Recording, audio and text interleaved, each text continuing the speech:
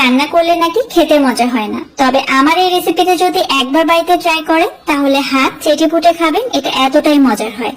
আজকে আপনাদেরকে সঠিক নিয়মে আর সেরা স্বাদে ব্রয়লার মুরগি ভুনা করে দেখাবো, যেভাবে মুরগি ভুনা করলে আপনারা রুটি, পরোটা, সাদা ভাত, পোলাও যেকোনো কিছু দিয়ে খেতে পারবেন। তো শুরুতেই মুরগিটাকে কেটে ভালোভাবে ধুয়ে পরিষ্কার করে নিয়েছি। একটু শুকনা মরিচের গুঁড়া আর লবণ দিয়ে মুরগিটাকে মেখে রেখে দিব প্রায় 10 মিনিটের জন্য। কিছুক্ষণ মেখে রেখে দিলে কিন্তু চিকেনের ভিতরে ঝাল লবণটা খুব ভালোভাবে ঢুকে যায় এবং এভাবে একটু ভেজে নিলে কিন্তু খেতে বেশ ভালো লাগে। এখন আমি এখানে একটা গরম মশলা তৈরি করে নিচ্ছি। তার জন্য শুকনা মরিচ, দারুচিনি, এলাচ, লবঙ্গ একটু হালকা করে ভেজে তারপর ব্লেন্ডারে গুঁড়া করে নেব। এটা আমি পরবর্তীতে ব্যবহার করছি। এখন আমি চিকেনের পিসগুলোকে একটু হালকা করে ভেজে নেব।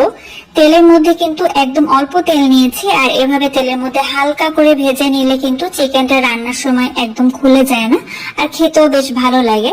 তো এভাবে আমি প্রত্যেকটা চিকেনকে একটু উল্টে তো ভাজা হয়ে গিয়েছে, দেখতে পাচ্ছেন কেমন ভেজে নিয়েছি। এখন তুলে নিয়ে আমি এখানে গোটা গরম মশলা আর তার সাথে গোটা জিরা দিয়ে একটু তেলের মধ্যে ফোড়ন তুলে নিচ্ছি, আর তারপর দিয়ে দিব একটুখানি তেজপাতা, মানে এখানে একটা তেজপাতা নিয়েছি।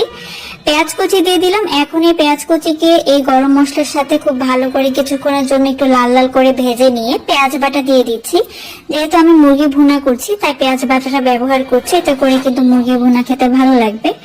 তো পেঁয়াজ বাটাটাকে খুব ভালো করে একটু ভেজে নিতে হবে যতক্ষণ না পর্যন্ত এই কাঁচা গন্ধটা চলে যায়। তারপর আমি এখানে দিয়ে দিব জিরা বাটা হাফ চা চামচ পরিমাণে, 1 চামচ পরিমাণে দিয়ে দিচ্ছি এখানে আদা বাটা, এবং প্রায় 2 চা চামচের মতো দিয়ে দিব রসুন বাটা। মুরগি রান্নায় আমি রসুন বাটার পরিমাণটা একটু বেশি দিই। আর তার সাথে 1 চা চামচ পরিমাণ দিয়ে দিলাম এখানে ধনিয়ার গুঁড়া, আপনারা চাইলে ধনিয়া বাটাও দিতে পারেন। তো মশলাটাকে ভালো করে একটু কষিয়ে নিয়ে তারপর দিয়ে দেবো শুকনা মরিচের গুঁড়া। মরিচের গুঁড়াটা যদি এই তেলের মধ্যে একটু ভেজে নেন তাহলে কিন্তু চিকেন ভুনা রান্না অনেক সুন্দর একটা কালার আসে। আমি সবসময় এভাবেই রান্না করি। দিয়ে দিলাম 1 চামচের মতো হলুদের গুঁড়া, আর তার সাথে স্বাদ মতো লবণ। লবণটা প্রায় আমি এখানে 1.5 চামচের মতো নিয়েছি। যেই মশলাটা প্রথমে ভেজে রেখেছিলাম সেটাকে গুঁড়া করে হাফটা আমি এখানে দিয়ে দিয়েছি, আর হাফটা পরে ব্যবহার করছি। তো এবার কিন্তু খুব ভালো করে মশলাটাকে কিছুক্ষণের জন্য কষিয়ে নিতে হবে। তারপর আমি ভেজে রাখা চিকেন গুলোকে দিয়ে দিচ্ছি। এখন এই চিকেন সহকারে মশলাটাকে ভালো করে কষিয়ে নিতে হবে যতক্ষণ না পর্যন্ত উপরে তেলটা ভেসে ওঠে। একটু সময় নিয়ে কিন্তু ভাজতে হবে। যেহেতু চিকেনটাকে শুরুতে ভেজে নিয়েছি তাই মশলাটা কিন্তু যাতে ভিতরে ভালোভাবে ঢুকে যায়, এজন্য কিন্তু ভালো করে চিকেনটাকে ভুনা করে নিতে হবে। তারপর আমি এখানে দিয়ে দিচ্ছি পরিমাণ মতো পানি চিকেনটা সেদ্ধ হওয়ার জন্য। যেহেতু আমি ভুনা তৈরি করব, কোনো ঝোল রাখবো না, তাই এখানে পানিটা কিন্তু বুঝে দিয়েছি চিকেনটা ভালোভাবে যাতে সেদ্ধ হয়ে যায় এবং পানিটাও শুকিয়ে যায়। তো এখন ঢাকনা দিয়ে অনেকক্ষণ প্রায় রান্না করে নিয়েছি, চিকেনটা ভালোভাবে সেদ্ধ হয়ে গিয়েছে। বাকি যে ভাজা মশলাটা ছিল সেটা এখন আমি এখানে দিয়ে দিচ্ছি, আর মশলাটা দিয়ে দেওয়ার পরে আরো একবার একটু নেড়েচেড়ে মিলিয়ে নিচ্ছি মশলাটাকে।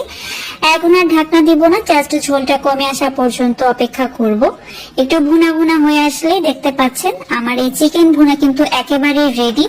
আর এটা খেতে এত মজা হয়, আপনারা রুটি, পরোটা, সাদা ভাত, পোলাও যেকোনো কিছু দিয়ে কিন্তু খেতে পারবেন। আশা করি রেসিপিটি অনেক ভালো লেগেছে, সবাই ট্রাই করবেন। আল্লাহ হাফেজ। অনেকেই